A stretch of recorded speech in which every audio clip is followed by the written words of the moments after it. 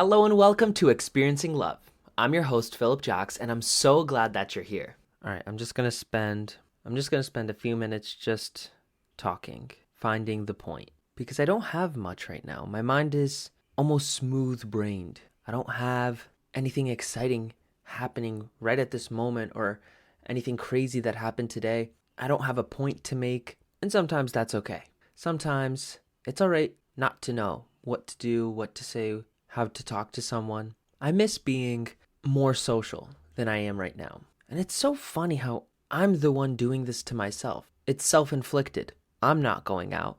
So how am I supposed to be more social and talk to more people? I know I have plans coming up, plans that make me excited. There's a party I'm going to tomorrow for my cousin who just graduated college, and I have plans to go rock climbing next week. Back to my old gym, seeing what's new, seeing who's still there. When in doubt, talk about how you feel. I feel pressure. I feel a weight on my shoulders to do something, to make progress, to move forward.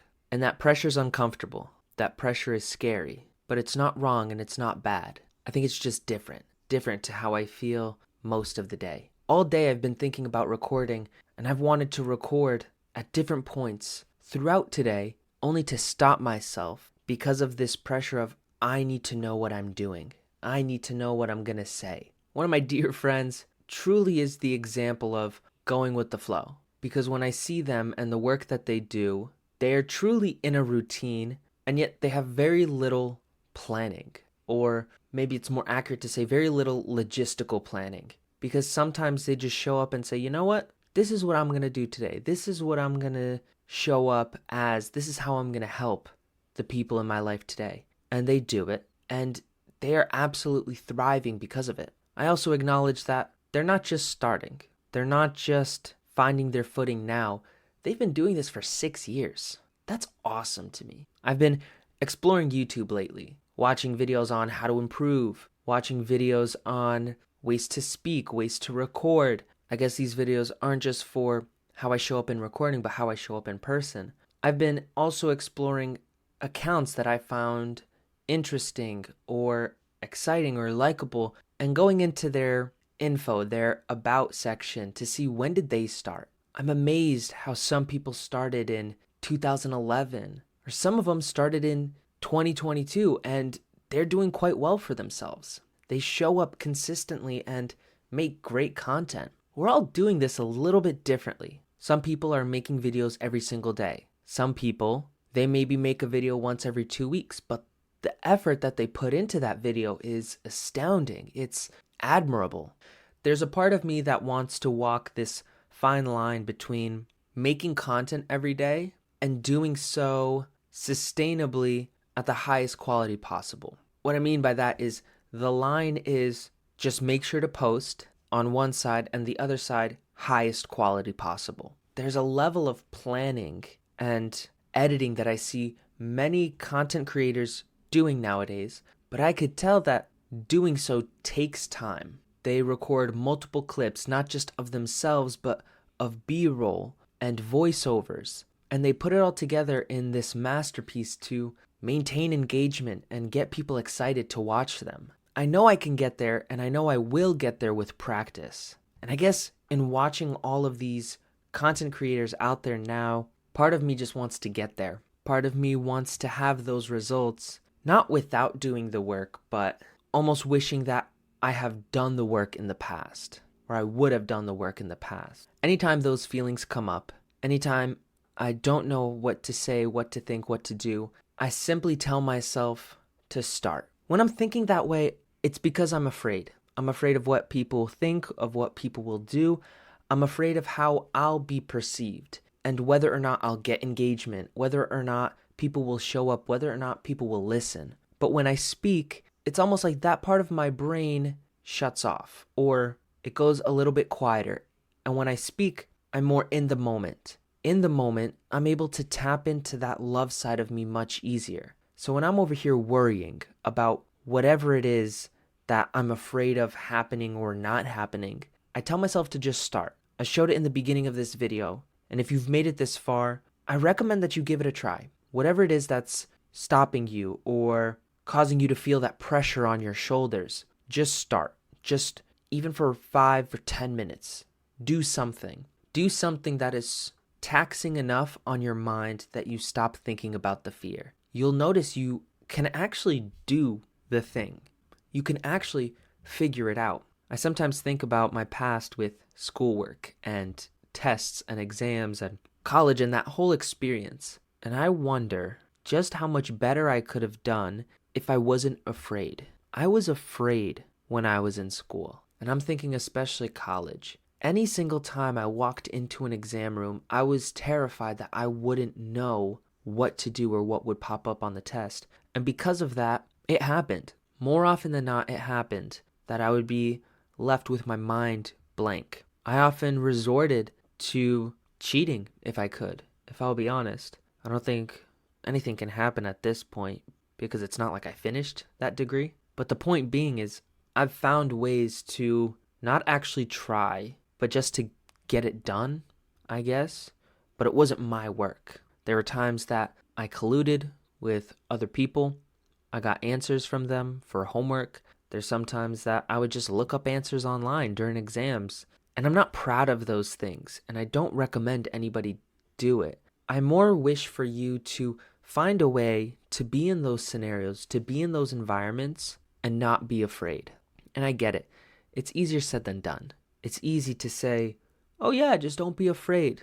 Nothing bad will happen. Because our fears aren't exactly logical. They don't always make sense. My fears only make sense when I'm afraid. Otherwise, my fears seem absolutely silly to me. Like, how could I be afraid of that happening? How could I be afraid that even if something bad does happen, I wouldn't be able to handle it? And the point is not what you think about fear when you're not afraid. It's about what you think of fear when you are afraid. And throughout my time in school, when I was afraid, it crushed me. Maybe that's why I dropped out. And I have such a bad taste in my mouth about college and school and testing and all of that stuff. Because in reality, I was just afraid. I was afraid of letting myself down, afraid of letting the people in my life down. I was afraid of looking like a failure or looking like I didn't know what I was doing or what was going on, even though that part was true. There's so many things I was afraid of. And in being afraid of those things, I invited them into my life. I was afraid of letting myself down, so I did let myself down. And that's a hard truth to admit, a tough pill to swallow. But I know more now than I did then. And I know that back then I was just doing my best. I was making sure that I was taking care of myself at the very least. Some days I did try my hardest, and some days I was lucky if I got up out of bed and greeted the world. That being said, going to college was one of my favorite times in my life. I met so many incredible people, and I have so many incredible memories that I feel blessed and lucky to have had the past that I've had. Just because I didn't like this one part doesn't mean I threw away the whole experience. I knew I couldn't stay because I was absolutely throwing away money. I knew I wasn't meant to be there because all the parts that I did love about it, the camaraderie, the socializing, the events, that's all stuff I can do outside of college. The core focus of college is to learn, and I didn't teach myself to cherish learning until years after college. Now it's a huge focus in my life, and that being said, I don't think about going back. I don't think about what I would do if I was there, but I do know that I would treat it a lot differently if I was back, if that was the right path for me. I'm trying to think now about more practical tips on what to do when you're afraid and you're trying to get out of fear, to get into love. Because one way I do that in this podcast with speaking is just starting to speak, letting gibberish come out of my mouth until something makes sense. But I'm thinking now, okay, say I was back at school and taking an exam. What would I do then? How would I figure it out then? How would I stop being afraid then? Is it the same as just starting? Because I know here, starting is easy. Starting is just speaking. But what if you're taking an exam and you don't know where to start? You don't know what's the first step you need to do. And I'm at a loss for words with that one. Maybe I'm not meant to know that answer just yet. Maybe I'm meant to dwell on it. That's a possibility too. I don't blame myself when I don't know everything immediately. From my experience, I know that what's coming after that is actually great fun. When I don't know something, it actually makes me a little bit excited. It makes me a bit happy because I know sometime soon I'm going to be learning something. And learning brings a smile to my face. So these questions that I asked today, maybe this is just setting me up for some excitement later. How cool is that? How cool is it that we don't have all the answers and we have the chance to find out some of those answers? Talk to people, meet people, read books, watch videos, listen to podcasts. Do what you have to do to expose yourself to ideas. Do what you have to do to expose yourself to different perspectives, because I guarantee you that's where your answer lies. So this answer for myself, I know it's outside of my own experience. It's outside of my own mind. I don't have an inkling of an idea what the answer is, but I know it's out there and I know it's close. I don't think you would have the questions that you have if the answers weren't close. There may be big overarching themes and ideas that take a long time, take years, but having a specific question is meant to point you just to your next step, just to your next decision, the next action you have to take. The answer may come, the answer may not, but either way, progress will happen. And I'll stop that there because I could already feel myself going down a way different rabbit hole than what this video has been about so far. And I want to keep this a little bit clear. Like I've said before, maybe that's something that'll pop up later and be an idea for me to talk about or share about or write about, whatever it is. So I'm going to get going until tomorrow. I hope to see you there. I hope you'll give it a listen, whatever we end up talking about. If you do, if you don't, either way, thank you for being here. Thank you for hearing me out today. And thank you for wanting to learn something. If you don't get it from me, I hope you get it somewhere else, somewhere soon. So until tomorrow, remember to always fill up with the love. And I look forward to seeing you in the next one. I love you.